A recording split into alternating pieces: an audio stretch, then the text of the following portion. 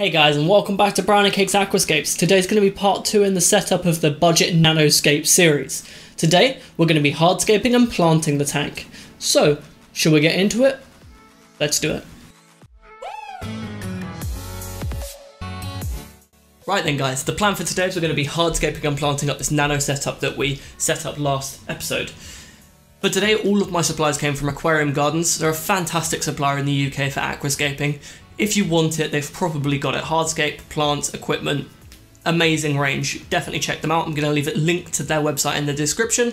I can highly recommend them. The stones that I originally wanted, they didn't have in the correct size, but we had a chat on the phone and they very quickly rectified the issue. We changed it to a different stone. They shipped the same day basically, and it came the next day. Fantastic service. So yeah, let's talk about what we're going to be using. I've got this Tropica aquarium soil. It's a granular substrate that's loaded with nutrients. It's an active substrate and it's got a high cation exchange capacity, which means that it will actively take nutrients from the water column and store them in the substrate, which means it's a lot longer lasting than a non-active substrate, and anything that we're dosing into the water column in terms of fertilization, it will also help to store to feed the roots of the plants. Into that, I'm going to be using some of these nutrition capsules from Tropica. These are again just loaded with a bit more nutrients, which the active substrate is going to actively suck up. I'm going to be opening the pods up and just sprinkling it in to get a nice fine dispersion. Then we're going to be building a nice little sandy path using this dark beige sand. It's got a beautiful colour, a nice mottling of different colours of sand. So that's going to be a nice offset against the stones we're using, which are these incredible Millennium Stones. I've been wanting to get my hands on these for a while. They just are incredible. I don't know if you can see that, but the detail on them is just fantastic. They're amazing. That was a loud noise. Just look at that, fantastic. And then in terms of wood, we're not going too heavy on the wood. We just have a pack of these spiderwood branches. They're nice, they had a good detail. I don't need too much wood in this aquascape because that's not really what we're going for. But yeah, lots of different size branches. What I'm really interested in is these twiggy little ones. They're really great for adding details. So yeah, we're pretty set to go. I have a layout planned ahead of time just so that we don't get off track too much. Where is it? There we go. So I've got a drawing that I'm going to be following. We're going to be building a path down the middle, a rock over here, and then some kind of mound of stones over here with the hydrocotyle growing out of it. And hopefully that will create a nice effect for us. Let's get into hardscaping. I'm going to bring you in close. Right then, there was just a little bit of setup before we started putting the substrate in. I popped the light on so that you can get a better view of what it's going to look like on the inside. And then I've used a couple of these pieces of cardboard to just simply mark out the area where I'm going to have the sand path. This is going to stop the substrates mixing as you pour them in. If you just kind of pour substrates in willy-nilly, then what's going to happen is they're going to get all muddy together and you're not going to be able to see anything. This way, we can put the sand in here, we can put the substrate in here, and that's going to mean that they're not going to mix together. We take the cardboard out when they're at the same height and they shouldn't mix together at all.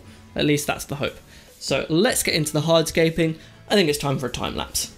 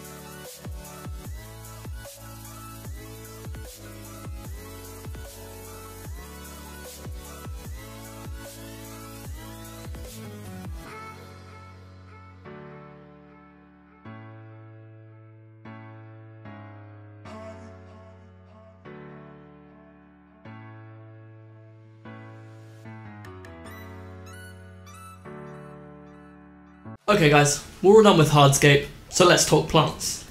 First things first, got our foreground plants. Foreground today, for our carpet we're going to be using Marsilea crenata. This is a beautiful, like very fine leaf textured plant that's going to carpet slowly around the front. I guess it's kind of a medium grower, but in the environment we've got it in, it's going to grow slightly slower, but it's going to develop a beautiful carpet.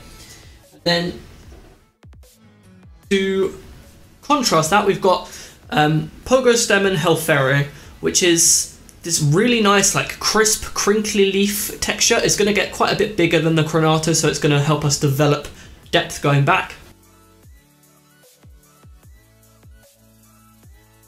That's our foreground done. Moving into our midground, we've got Blitzer Japonica. This is a really nice, like grass textured plant that's going to grow into a really big, like bush. It's going to develop a really nice lush growth.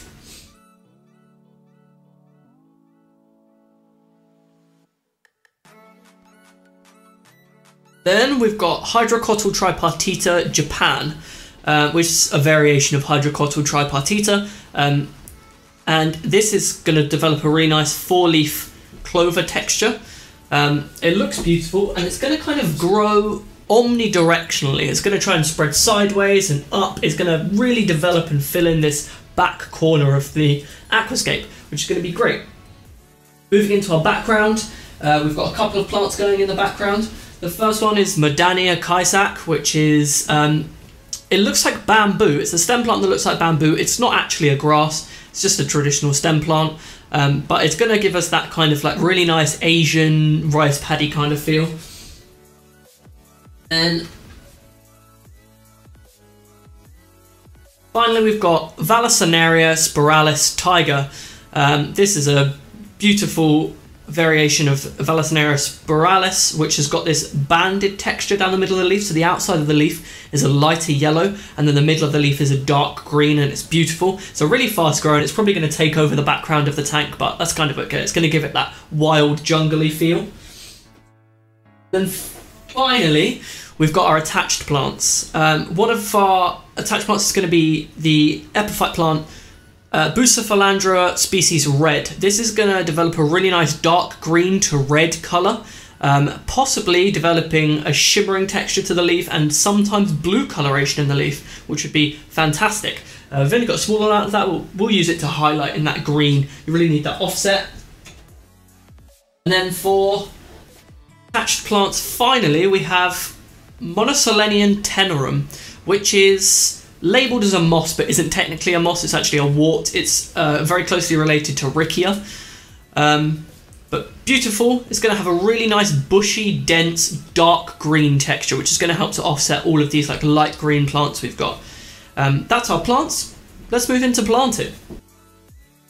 Planting, we're going to be planting front to back, so foreground first, background last, and then attached plants.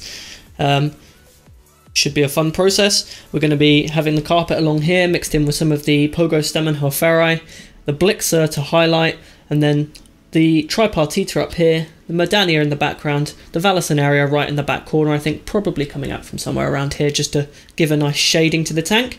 And yeah, so let's get on with it, shall we? Time lapse.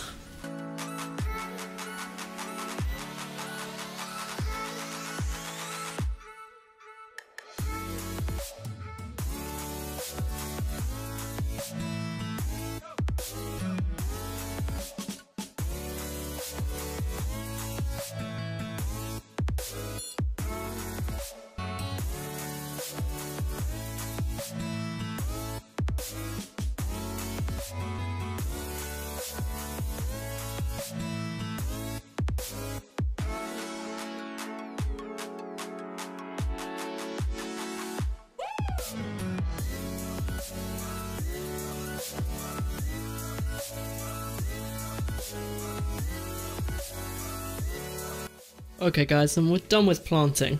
So, we've got the Marsilea crenata in the front here. All along there. And then that moves into... I'll get a better shot. Just behind it there, you've got the pieces of Pogostemon helferi mixed in, along with some Blitzer Japonica. all going to grow in that foreground and make it look nice and lush.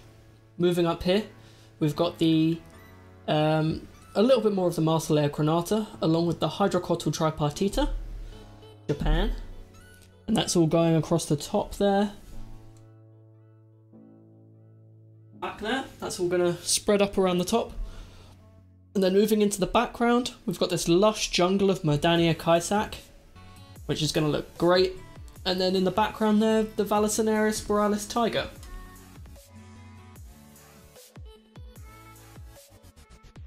Now on the rocks just here, see if I can get you a good shot. There's the Bucephalandra red, and then through this crease in this rock here, I've just woven the Monoselenium tenerum, and that works its way down in a spiral down to there, and that's going to become nice and bushy, and that's just a nice highlight for that part there. So, all that's left to do now is to fill her up with water.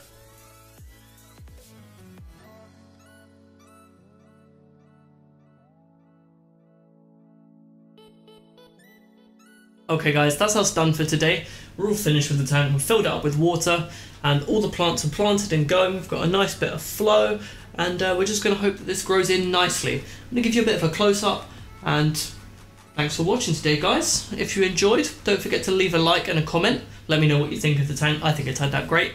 And if you want to see more videos like this, don't forget to subscribe and hit the bell so that you're notified when my videos come out. The third part in this series will be out pretty soon, and that will be a detailed maintenance routine on how I'm going to maintain this tank and how you guys can maintain a tank of the same kind to get good results. Cheers for watching guys, see you in the next one.